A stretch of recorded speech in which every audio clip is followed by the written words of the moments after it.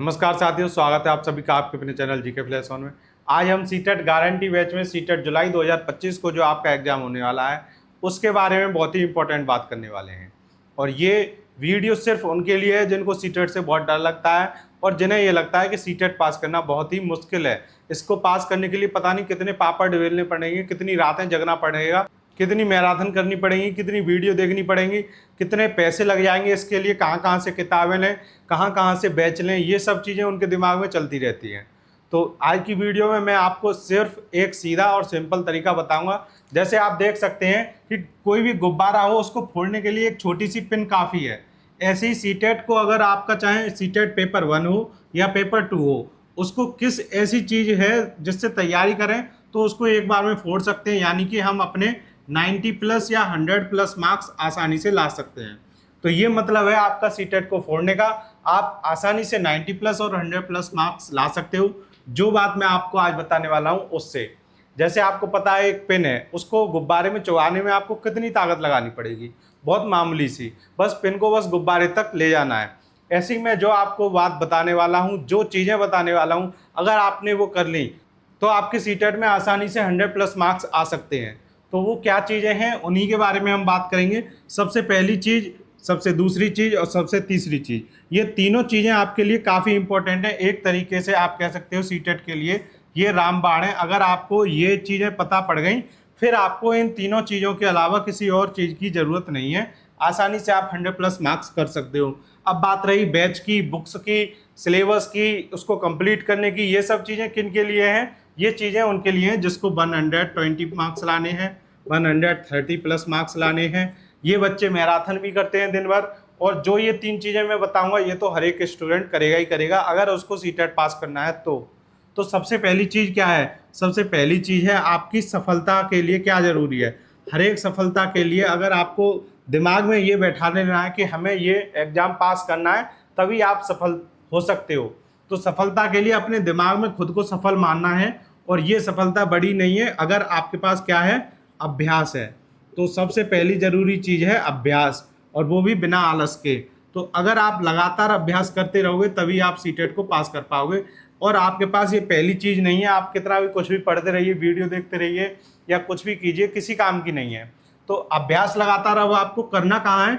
आपको सीटेट के जो पुराने पेपर हो चुके हैं वो नहीं करना है, सॉल्व पेपर। अब इन पेपर के सिर्फ और सिर्फ आंसर याद नहीं करने हैं। अगर आपने ये सॉल्व पेपर, एक पेपर खोल लिया, उसके 150 क्वेश्चन है और 150 क्वेश्चन के अंदर उनकी एक्सप्लेनेशन है। हर एक क्वेश्चन की एक्सप्लेनेशन आपको कम से कम 2 से 3 क्वेश्चन और उससे कैसे बन सकते हैं उनको कवर करवा देगी। जैसे जीन प्याजे का क्वेश्चन आता है किसी स्टेज को लेकर कि किस अवस्था को हम पूर्व संक्रियात्मक अवस्था कहते हैं, तो 1, 2, 3, 4 ऐसे करके वो 4 ऑप्शन दे देगा। 4 ही अवस्था दी है जीन प्याजे ने, तो आपको बताना है पूर्व संक्रियात्मक अवस्था कैसे कहते हैं, तो वो होगी आपकी स्टेज 2।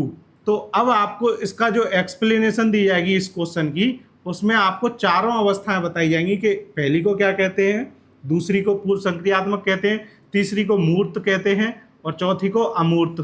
तो ये चारों इन्होंने क्या बता दी? अपनी स्टेज के नाम बता दिए, सबकी उम्र बता देंगे कि ये 0 से 2 साल होती है और ये 2 से 7 साल होती है दूसरी स्टेज, तीसरी स्टेज 7 से 11 साल होती है, चौथी 11 से 15 साल होती है।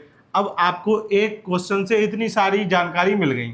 ऐसे ही आपको पूरे 150 क्वेश्चन पढ़ने हैं, फिर उनके बारे में जो भी उनकी एक्सप्लेनेशन है वो जाननी है। तो इस तरह से अगर आप सॉल्व पेपर करेंगे तभी आप उनका फ़ायदा उठा पाएंगे। ये नहीं है कि आपने सीटेट की एक जो ऑनलाइन ऑफिशियल जो पेपर मिल जाते हैं वही पढ़ लिए, उनमें तो सिर्फ आपके ABCD करके बस आपको आंसर पता पड़ेंगे। आपको कहाँ से पढ़ना है? बुक से। और बुक अगर आप ले सकते हैं तो आप बुक लीजिए। बहुत से बच्चे कहते हैं हमें बुक मिल रही नहीं है यहाँ पर, तो वो टेक्स्ट बुक पर भी जाकर पढ़ सकते हैं, वहाँ पे भी हर एक क्वेश्चन की एक्सप्लेनेशन साथ में मिलती है। तो आप क्या कीजिए कि जैसे आपको नहीं पता सॉल्व पेपर कैसे करना है, आपको कोई अंदाजा नहीं है इसका क्या आंसर है, तो आप सीधे जाके उसका एक भी क्वेश्चन अटेम्प्ट ना करिए, सीधे उसको क्या कर दीजिए? सबमिट कर दीजिए अगर आप टेस्ट बुक पर कर रहे हैं तो। और सबमिट करने के बाद फिर उसके सारे आंसर पढ़िए, फिर ऐसे ही अगला पढ़िए। तो जब 2-3 आप पढ़ लेंगे उनकी सबकी एक्सप्लेनेशन के साथ, फिर आपने जो पहले सबमिट किया था सबसे पहले, उसको फिर आप मॉक टेस्ट की तरह सॉल्व कीजिए। तो ये 2 चीज़ें अगर आपने कर ली, लगातार अभ्यास अब आप इस लगातार अभ्यास में जो भी करेंगे, जो मैं आपको ये नीचे की 2 पॉइंट और बता रहा हूँ वो आपको करने हैं। पहला हो गया सॉल्व पेपर, और वो भी एक्सप्लेनेशन के साथ कैसे कैसे क्या करना है, कहाँ से पढ़ना है। बुक बहुत सारी आती है, यूथ की आती है, घटना चक्र की आती है, कोई सी भी बुक हो, किरण की आती है, लेकिन उसमें क्या होनी चाहिए, एक्सप्लेनेशन होनी चाहिए क्वेश्चन के साथ ही, उसके नीचे ही। ये नहीं है कि पहला क्वेश्चन यहाँ दे दिया स्क्रीन पर या किसी पेज पर और फिर उसके बाद 2-4 पेज पलट रहे हो तब पहले क्वेश्चन की एक्सप्लेनेशन। ऐसे आपको बहुत ही क्या लगेगा, बोरिंग लगेगा कि एक क्वेश्चन पढ़ने के लिए बार बार हमें पेज पलटने पड़ रहे हैं। तो आपको ये वाली बुक बिल्कुल नहीं लेनी है जिसके लास्ट में एक्सप्लेनेशन हो। क्वेश्चन दे दिया है, उसके साथ में ही उसके नीचे एक्सप्लेनेशन हो। और एक घटना चक्र की सबसे बेस्ट बुक आती है, आप वो बुक से भी PYQ पढ़ सकते हो। तो ये घटना चक्र की बुक से ही मैंने पढ़े थे, तो चाहता हूँ कि आप यही बुक पढ़ें। अब आप देखिए तीसरी सबसे इंपॉर्टेंट चीज़ क्या है सीटेट को पास करने के लिए, वो है इसकी पेडागोजी।